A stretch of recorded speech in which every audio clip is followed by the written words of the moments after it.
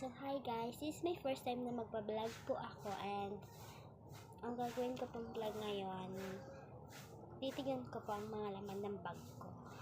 Okay, dito po tayo sa pinakamalaki, sa lalagyanan ko po ng notebook. Ito po siya, mga libro, yan. And papel ko po, yan, yung mat. And ito po, ay, wag na po, yan, nakakahiya. Di po maganda drawing ko. And ito po yung mga notebook ko. Yan. And mga kalat na lang po yung natira. Ay, hindi. Importante rin pala yan. And wala na po. And dito na rin po tayo sa susunod.